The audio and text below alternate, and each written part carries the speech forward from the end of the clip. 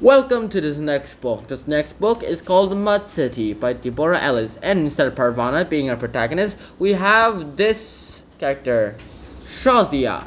And Shazia is a real person. She went ahead and met and became friends with Parvana when they realized that they both decided that they wanted to become boys, so that they can go ahead and help their families. At the time, there was a lot of things that they could go ahead and do, but in the end, there was not much else that they really could do. Shazia and Parvana promised each other that they would meet on the Eiffel Tower 20 years later.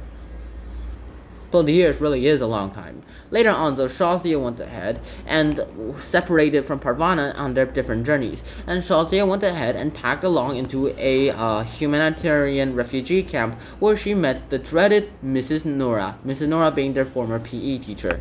Being their former PE teacher, she was all like, I know you, you're Parvana's little friend, welcome here. And, well, Shazia probably wanted to slink away, mainly because she wanted money, so that she could go ahead and run away.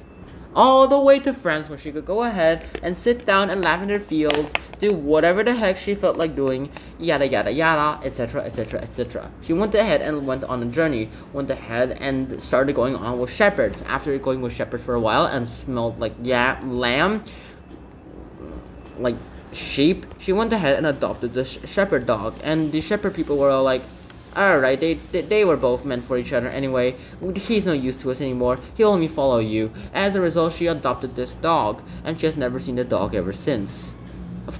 Well, at the end of the book, she never saw the dog ever since. Shazia went ahead and went back to her own life, and she went ahead and lived a part of it.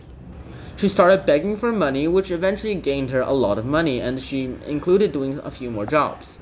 After doing a few more jobs, there is so much else that she could go ahead and decide to do, but then someone decided that, hey, she wanted all that money, and she wanted to go ahead, and she was tricked into doing something.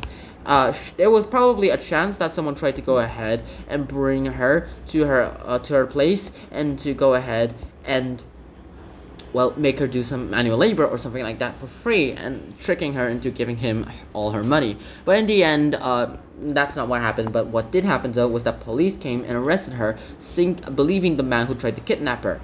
Well, thinking that it was him.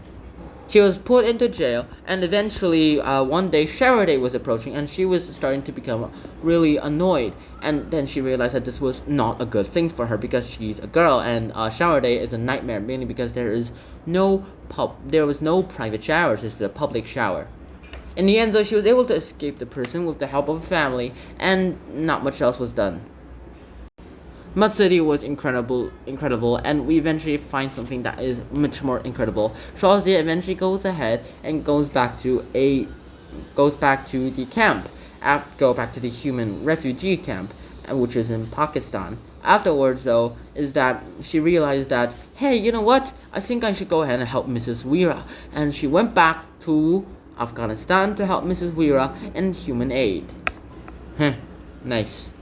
But in the end, that is all that happened. Mud City by DEBORAH Ellis is at an end. What I learned from this is there's not much else that I can really learn from this. There's something I probably could go ahead and take from this, but nothing I can do will go ahead and amount to this. Mud Cities by DEBORAH Ellis is an incredible book that goes ahead and teaches us how to be resilient. Just as the very first Breadwinner book went ahead and did, we can go ahead and take the story of this book into the next level. Remember every memory you had, so you can cherish it and send it to the next generation. I hope you guys enjoyed this episode. I hope to see you guys soon. Until next time, ciao and peace. Bye bye!